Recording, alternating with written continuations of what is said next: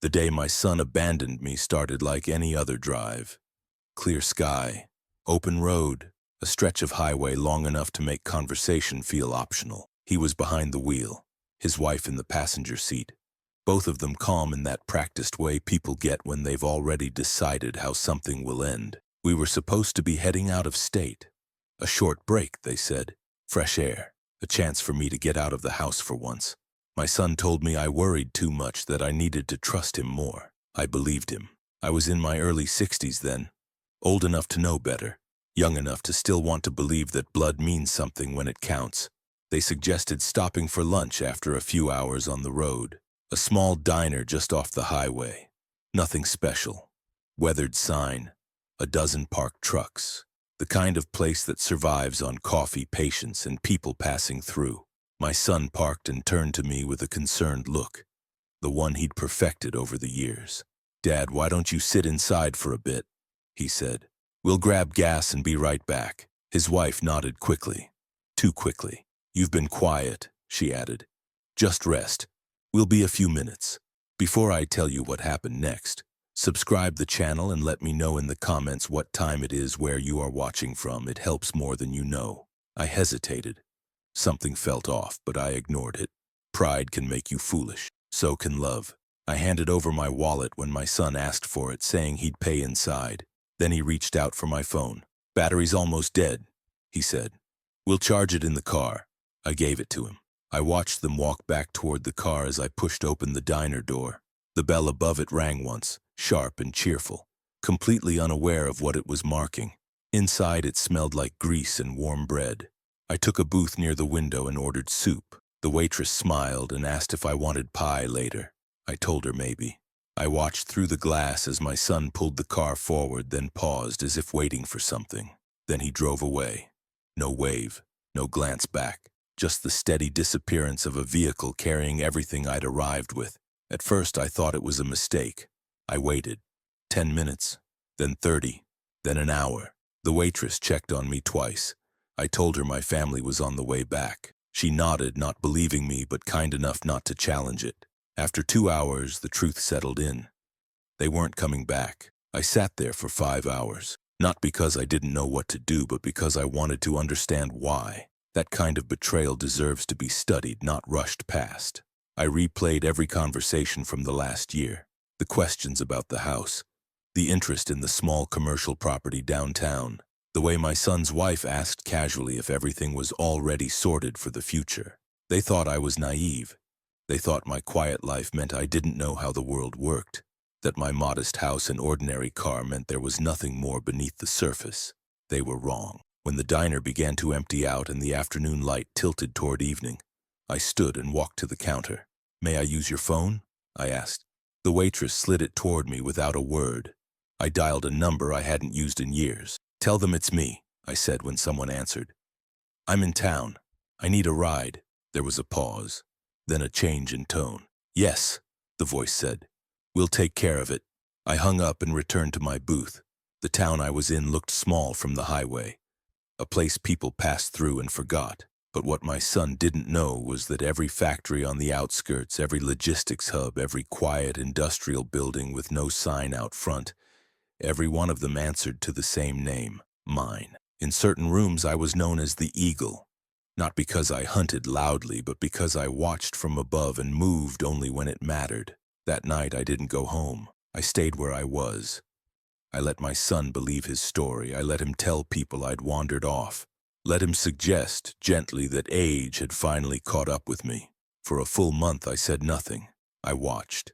And I learned exactly what they planned to take, how they planned to take it, and how quickly they assumed I would disappear for good. They thought leaving me at a highway diner was the end of me. They had no idea it was only the beginning. For the first few days, I stayed invisible. That wasn't difficult. I had learned long ago that silence unsettles people more than confrontation ever could. While my son and his wife were busy explaining my absence, I was settling into a rhythm that gave me perspective. The town was small but efficient. People worked early, dined early, asked few questions. The factories on the outskirts hummed day and night, their schedules tight, their output steady. From the outside, they looked like any other industrial operation. Inside, they were part of a network I had built over decades. I stayed in a modest hotel near the highway. Nothing flashy. Cash paid. No paper trail that led back to my son's address. Each morning I walked, past diners, warehouses, corner stores. I watched how people moved, who nodded to whom, who kept their heads down. I listened. By the end of the first week, I knew exactly what story was being told back home. My son had filed a missing person report, not with urgency but with concern, the kind that sounds responsible on paper. His wife had told neighbors I'd become confused on the road, that I'd insisted on stopping and then refused to get back in the car. She just panicked, I heard one woman say later, relaying the story. At his age, you know, they said I'd wandered off. They said I'd been declining for months. They said they were heartbroken. While they spoke, they moved quickly. My house was listed under the pretense of temporary management. The small commercial property downtown had a new sign in the window, my son's name, my daughter-in-law's handwriting. They were confident, too confident. They believed time would do the rest of the work, that confusion would turn into acceptance, that the world would decide I had simply faded out of relevance. They didn't know I was watching.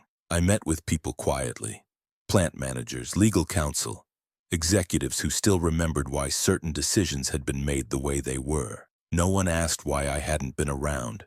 They just asked what I needed. By the third week, I had everything documented. The false reports, the attempts to access accounts, the changes filed without authorization. Every move my son made revealed another assumption, that I wouldn't come back, and even if I did, no one would believe me. He underestimated two things, my patience and my reputation. I didn't rush. Revenge that's rushed feels like emotion. I wanted mine to feel like clarity. On the final day of that month, I made one call. "Bring the car," I said, "tomorrow morning." There was no question which one I meant. The Ferrari had been sitting in climate control beneath a building in the city, untouched and unseen, yellow paint polished to a mirror finish. It wasn't about showing off. It was about contrast. Let them see the difference between what they thought I was and what I had always been. The next morning, I stood outside the hotel as the sun climbed high enough to erase doubt. When the engine arrived, it didn't roar. It announced itself. People stopped, trucks slowed, heads turned. I didn't smile. I got in. We drove back toward the life my son believed he had inherited. By the time we reached my street, the neighborhood was awake. Curtains parted. A police cruiser idled at the corner, routine, unaware it was about to be part of something else. I stepped out of the Ferrari and straightened my jacket. My son's front door was open. Boxes stacked inside. A moving truck parked halfway down the block. He came out when he heard the sound. His wife followed. The color drained from their faces in perfect unison. I didn't raise my voice. I didn't accuse. I simply said, "I believe you've been telling people I disappeared." And in that moment, with neighbors watching, officers approaching, and employees from my factories recognizing me by name, the story they'd written for me collapsed under its own weight. They had planned to erase me quietly. Instead, they had summoned the one thing they feared most, my return. No one spoke at first. That was the strangest part. The silence. Not confusion, not shouting. Just a vacuum where certainty used to be. My son's wife recovered first. She always did. Her eyes darted to the neighbors gathering on their lawns, then to the police cruiser edging closer. She smiled, thin and rehearsed. "Dad," my son said, stepping forward cautiously, "you scared us. We thought you were confused. We were trying to help." I looked at him the way a man looks at someone he finally understands. "Help," I repeated quietly. An officer approached, calm but alert. He asked my name. I gave it. Asked where I'd been. I told him the truth, slowly, clearly, without embellishment. I had been left at a diner, my wallet and phone taken. I waited 5 hours. I made a call. The officer's posture changed. Neighbors leaned closer. Phones came out. The moving truck driver froze halfway down the ramp, suddenly unsure who he worked for. My son interrupted, his voice rising just enough to sound concerned. "He's been having episodes," he said. "We told people." I raised a hand. Not sharply, just enough. "I'd like to show you something," I said. From my jacket pocket, I pulled out a folder. Copies, not originals. Timelines. Bank access attempts. The missing person report filed with careful language. The power of attorney request submitted without my consent. Then I nodded toward the far end of the street. 3 cars pulled up almost in unison.